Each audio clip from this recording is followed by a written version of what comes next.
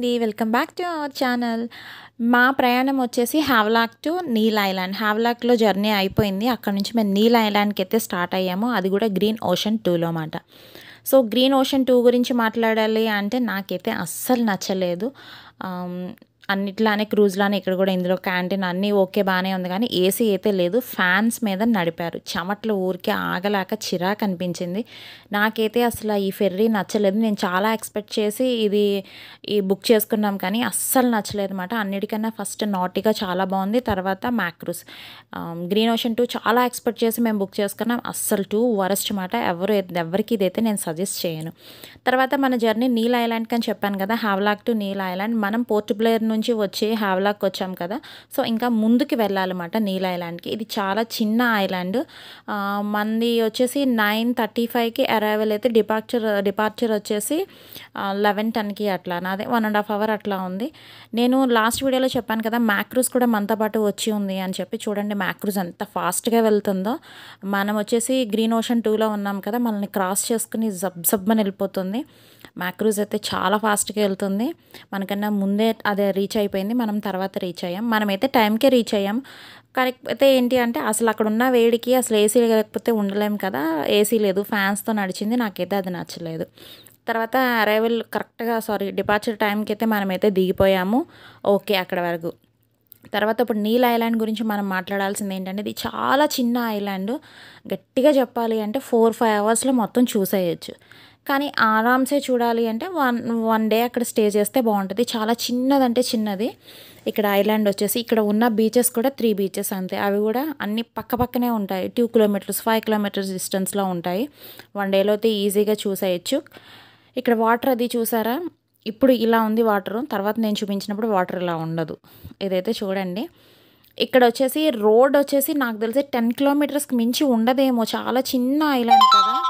ఇక్కడ లోకల్‌లో వచ్చేసి మనం ఇలా రెంట్‌కి తీసుకున్న బైక్స్ లేదంటే ఆటోస్, కార్స్ అవే గానీ ఇక్కడ బస్సులు గట్టా అయితే ఏం ఉండవు. చాలా చిన్నదంటే చాలా చిన్న ఐలాండ్ మాట ఇక్కడ. మాకైతే ఇక్కడ స్టే లేదు. మళ్ళా మేము 4:30కి నాటికాకి పోర్ట్ బ్లెయిర్ వెళ్ళిపోవాలి. ఇక మాకున్న టైంలో అంటే ఇప్పుడు 11కి అలా దిగాం కదా! 12, 1, 2, 3, 4 అంటే 1 అవర్ ముందు ఉండాలి కదా! మాక్సిమం 4 అవర్స్ అలా ఉంది మనకి. సో, మేము ఏంటంటే అక్కడ లోకల్‌లో వాళ్ళని అడుగుతున్నాం మాట. ఇక్కడ ఏమేమి చూడాలి? ఎట్లా అయితే బాగుంటది అన్నది వాళ్ళని అడుగుతున్నాం జస్ట్ తెలుసుకోవడానికి. వాళ్ళు చెప్పారు. ఓకే. దాన్ని బట్టి ప్లాన్ చేసుకున్నాం మాట. ఫస్ట్ వచ్చేసి భరత్పూర్ బీచ్‌కి వెళ్ళండి. అది నియరే అని చెప్పారు. అది కూడా మనం దిగిన జట్టీకి పక్కన.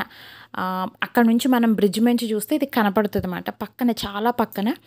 అండ్ బీచ్ కూడాను చాలా బాగుంటుంది. నాకు తెలిసి అండమాన్‌లో నాకు అన్నిటిలో కల్లా నిజంగా నచ్చింది ఏంటంటే ఈ భరత్పూర్ బీచ్.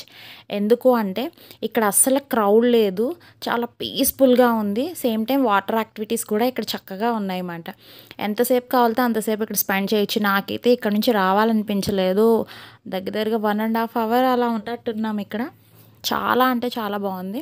నాకు చాలా బాగా నచ్చింది. ఎంతసేపైనా కూర్చోవచ్చు. అంత ప్రశాంతంగా ఉంది. ఇక్కడ ఏంటి అంటే ఇక్కడ మేము జెట్ స్కీ ఒకటి ట్రై చేసాము. చాలా బాగా అనిపించింది. ఎక్కువసేపు కూడాను తీసుకువెళ్ళి తిప్పాడు. బాగుంది. 600 రూపీస్. దాన్ని బార్గెయిన్ చేస్తే 500కే ఎంతకో వచ్చాడు. వాటర్ చూసారా? ప్రజెంట్ అయితే ఇలా ఉంది. తర్వాత చూపిస్తాను లాస్ట్‌లో. అప్పుడు మీకు అర్థమవుతుంది. ఇక్కడ వచ్చేసి వాళ్ళు ఏంటి అంటే ఇట్లా వచ్చిన మనుషులు ఇలా రాగానే ఇలా బరకాలు వేసి కూర్చోబెడతారు. మన లగేజ్ అది పెట్టుకుని హాయిగా కూర్చుని ఏదైనా మనం తెచ్చుకున్నా లేదన్నా ఆర్డర్ చేసుకున్నా హాయిగా బీచ్ చూస్తూ ఆ వేవ్స్‌ని ఎంజాయ్ చేస్తూ హాయిగా తినొచ్చు మాట. టైం స్పెండ్ చేయొచ్చు. చాలా బాగుంటుంది. అందరికీ ఇట్లానే వేసి కూర్చోబెడతారు. మనకనే కాదు. ఎందుకు అంటే బ్యాక్ సైడ్ అంతా రెస్టారెంట్స్ ఉన్నాయి. హోటల్స్ వాళ్ళు ఏంటి అంటే ఇలా సర్వీస్ చేస్తారు చక్కగా. మేము ఏదంటే లాస్ట్ డే కదా! మాకు ఈరోజు ఎక్కడ స్టే లేదు కాబట్టి మేము లగేజ్ అంతా మేమే క్యారీ చేసుకోవాల్సి వచ్చింది. సో, అందు గురించి ఏంటి అంటే ఇదిగోండి అందరికీ కూడా ఇలా బరకాలు వేసి కూర్చోబెట్టారు చెట్ల కింద చూసారా? అలా చక్కగా గాలికి హాయిగా బీచ్ చూస్తే ఎంతసేపైనా కూర్చోవచ్చు. నాకైతే ఈ బీచ్ చాలా బాగా నచ్చింది. క్రౌడ్ లేదు. హాయిగా నీట్‌గా అనిపించింది మాట.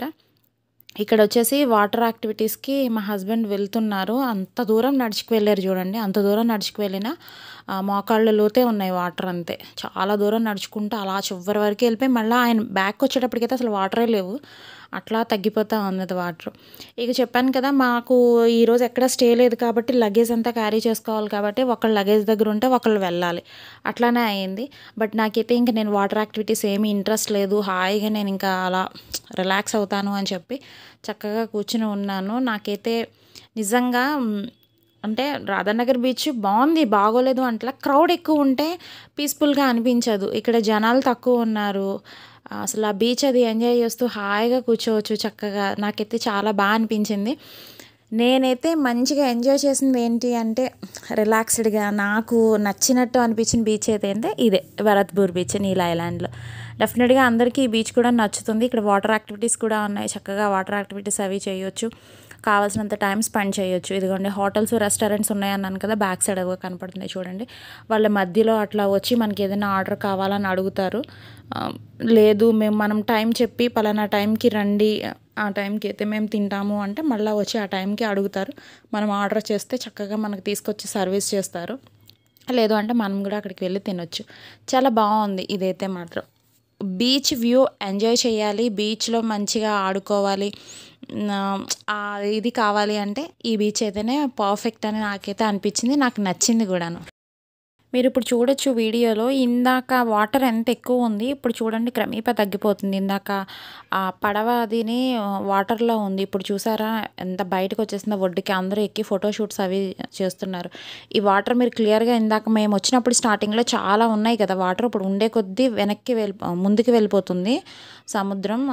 సో అందు గురించి ఏంటంటే ఆ వాటర్ యాక్టివిటీస్ అవన్నీ ముందుకు తీసుకెళ్ళి చేపిస్తున్నారు. నేను అనుకున్నాను అయ్యో ఇంకా వాటర్ యాక్టివిటీస్ అవి ఏమి చేయనివ్వరేమో అనుకున్నాను, కానీ ఫ్రంట్కి తీసుకెళ్ళి చేపిస్తున్నారు. ఇంకా 2-3 కిలోమీటర్స్ అలా స్ట్రైట్గా నడిచికెళ్ళిపోయినా ఏం ములగం, కొరల్స్ అన్నీ బయటకు కనపడుతున్నాయి చూసారా. అప్పుడు మొత్తం మా హస్బెండ్ ఆ పైనుంచి వస్తున్నారు నిదానంగా. అసలు వాటర్ కనపడతానే అలా వెనక్కి వెళ్ళిపోతాయి, ఉన్నట్టుండే ముందుకు వచ్చేస్తూ ఉంటాయి. ఇక్కడ మీకు లెఫ్ట్లో బోర్డు కనపడుతుంది కదా గ్రీన్ కలర్లోది, అది లెఫ్ట్ సైడ్కి వెళ్తే సీతా బీచ్ వస్తుంది, రైట్ సైడ్కి వెళ్తేనేమో లక్ష్మణ్పూర్ బీచ్ వస్తుంది అన్నమాట. సో సీతా బీచ్ వచ్చేసి ఏముండదు చూడ్డానికి, నార్మల్గానే ఉంటుంది, అది స్కిప్ చేసేసినా ఓకే. కానీ లక్ష్మణ్పూర్ బీచ్ మాత్రం అస్సలు మిస్ అవ్వద్దు. ఇది వచ్చేసి లోకల్ వాళ్ళది వెజిటేబుల్ మార్కెట్ మాట.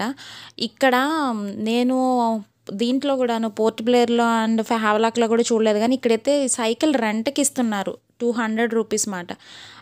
మా దగ్గర లగేజ్ ఉండిపోయింది కదా, లగేజ్ ఏం చేయాలి, అవి మోసుకుంటే తిరగలేము, అక్కడ లాకర్స్ ఉన్నాయో లేదో తెలియదు. ఇలా వెళ్ళాలి మన బీచ్కి అయితే, లక్ష్మణపూర్ బీచ్కి. సో ఇంకా మేమేం చేసాము అంటే ఆ సైకిల్ రెంట్కి ఇస్తున్న వాళ్ళు మన తెలుగు వాళ్ళు అన్నమాట. వాళ్ళ దగ్గర అయితే మా బ్యాగ్స్ అవి పెట్టేసుకుని ఆటో వస్తే ఆటో ఎక్కేసి మేమైతే లక్ష్మణపూర్ బీచ్కి వెళ్ళిపోయాము. ఇదే న్యాచురల్ కోరల్ బ్రిడ్జ్ మాట.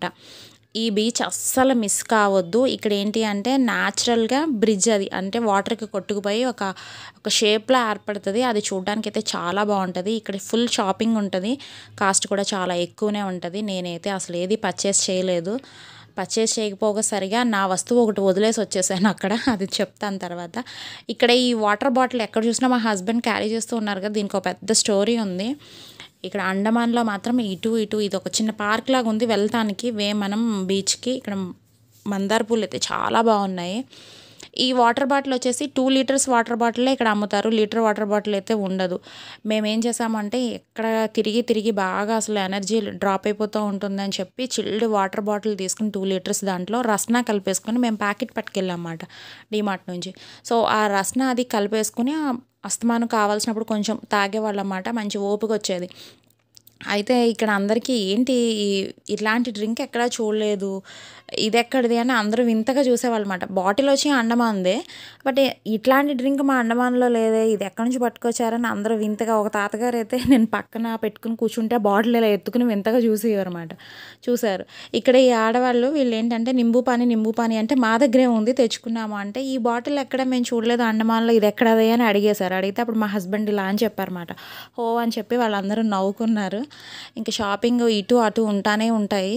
ఇంకా ఎంట్రన్స్ మాట ఇది natural coral బ్రిడ్జ్కి entrance.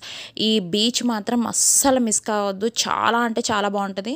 Almost 1.5 hour 2 hours అయితే ఇక్కడ స్పెండ్ చేయాల్సి ఉంటుంది, ఎందుకంటే నడుచుకుంటూ వెళ్ళాలి ఆ కొరల్స్ మీద, చాలా బాగుంటుంది.